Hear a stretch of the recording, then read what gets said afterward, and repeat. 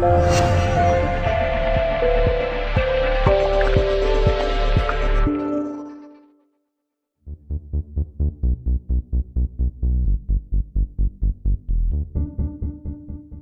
congratulations. What pleased you most about that performance today?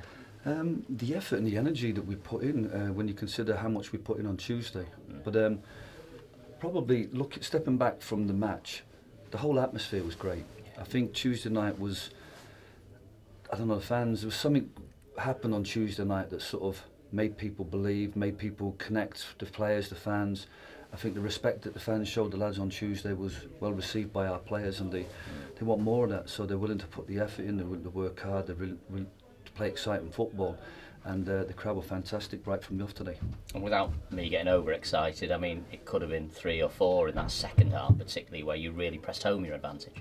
Yeah, I think we decided to stay brave in our shape, so that we had a counter-attacking option, and I think Josh was a handful all game.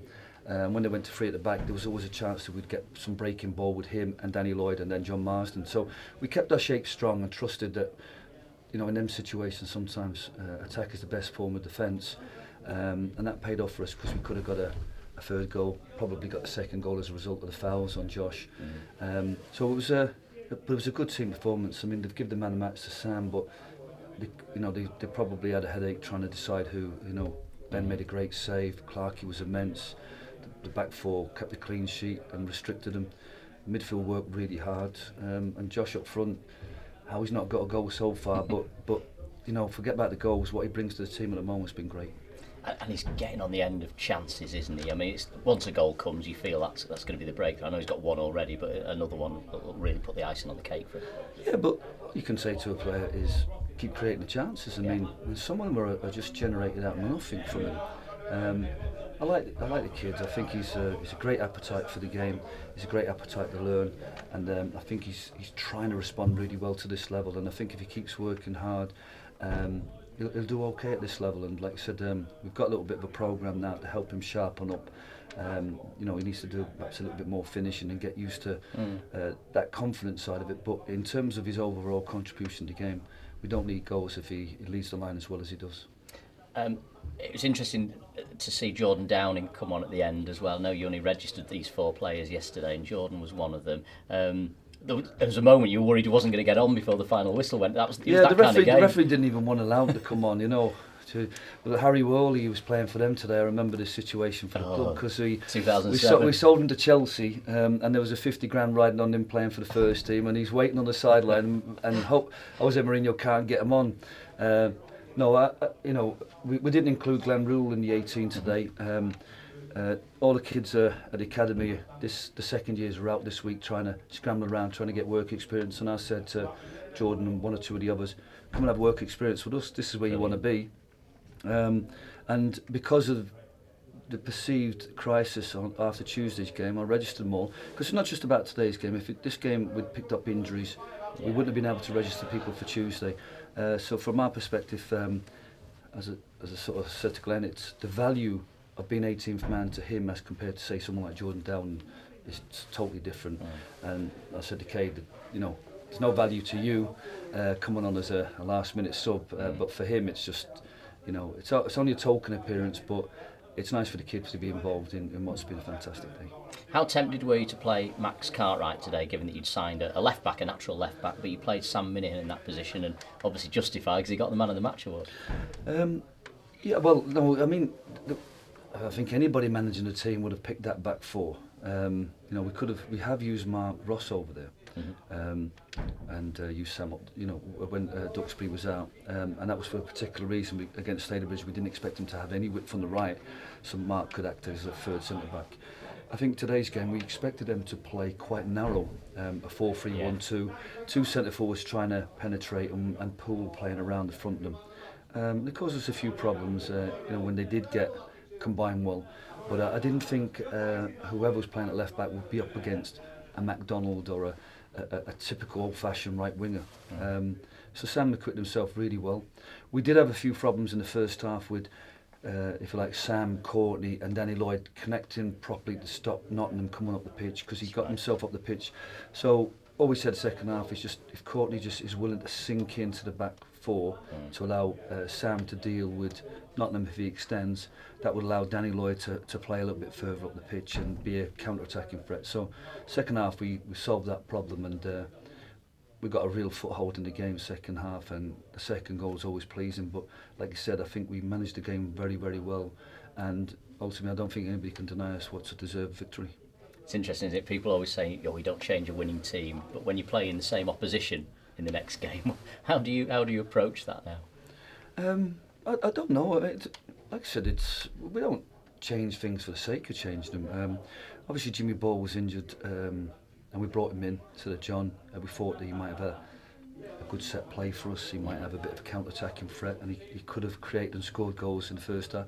We were conscious he may not last 90 minutes, or the fatigue element, so the physio was kind of conscious of not, if you're going to start him, be careful how many minutes he got. But you're going back to we were tempted to start Craig Carney. I mean, what a fantastic attitude he's had at the club. And when we talked about his position at club and how frustrated he was at not playing, he was willing to go out and play for Lancaster on dual registrations. Played 40 minutes in one game. Played a starring role in the next game from start and scoring one of the 4 goals. And in training he was brilliant. You could see that the match experience had gotten to another level. He could have scored today. So I think if people show that appetite to play games for us, or to go out and wait for that opportunity, then I've got to be given due respect. Called him back and asked him to come into training Thursday and be part of today's game, and I'm glad I did, because I think again all 14 players did well for us today.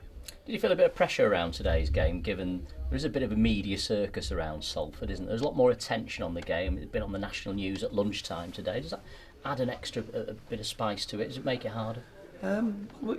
Before the game I was being interviewed by BBC, and they've obviously got cameras 24/7, so no particular pressure. We know that this was probably one of the toughest opponents we could have got in this. If you look at who's in the FA Cup, to be drawn against Salford, who were one of probably the best 5 sides left in it, and also the experience they had last year, then you know you're in for a tough game. So the pressure was really only the competitiveness of the match. I don't get involved in media circuses. I'm really proud of the players and the staff this week, because there's been so much stress this week. The Duxbury incident, the Metches incident, the pressures on us to make sure the squad is right for this game and get prepared for the game. And I'm really pleased for everybody's effort, that we've seen the fruits of the hard work that goes on during the week. And if you like, taking stock of everything and making sure we're still positive on a Saturday, I think the players responded to that, and the fans did as well. So I'm delighted for the fans, and delighted for the players that we can now look forward to Monday, or whenever the draw is. All right, it's the national, but as I said to lads, we're in the hat now, and one more game and you're away from playing what could be a nice game, which is not just used for the club, but also can launch careers of players. So I'm pleased for everybody that we're all going to have a great weekend. People, not just you, but maybe Michael and Josh, are drawing on the experiences of last season at Northwich?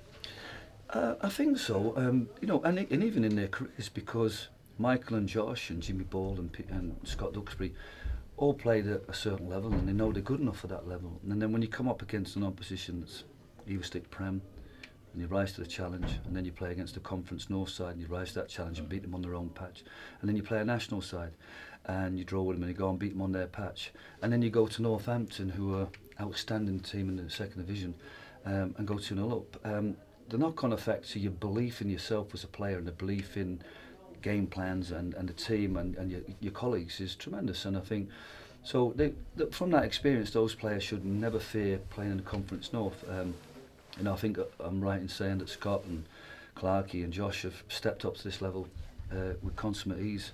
And looking back at the experiences that we had at Northwich, we forgot the likes of Jordan Williams, who sprung from Northwich after the cup run to Barrow full time, just given another 2-year contract. Apparently Barrow turning down 6-figure sums for him now. There's 20 clubs watching him. Richie Bennett the same, scored 5 goals now for them already.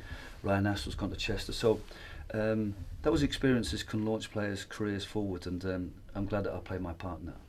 And just finally, I mean, I know you're a part-time manager, but as you say, you've had media commitments today, and I think you were out representing the club at 9 o'clock this morning, so it's been a busy day for you. Yeah, I had my handful because Hazel gets the opportunity with Keighren to have a bit of one-on-one time Saturday morning at the ice skating. So I had the two younger ones, but the fact that Spider-Man and Elsa were there sort of took the pressure off me. But yeah. no, I mean, they asked for a player, and I just felt it was a bit unfair to ask players to come in that time in the morning. Yeah. And but I didn't want to turn down the whole thing, and it's around the corner from my house, so I think in a couple of weeks' time I'll be down at Shoreheath, and it's a great initiative. And whether it be the anti-smoking thing that we've done here, or whether it be the community work that we're doing, or whether it be promoting something at the local hospital or churches or hospitals or GP practices, we play in our part in the community, and we hope the community plays a part in our club.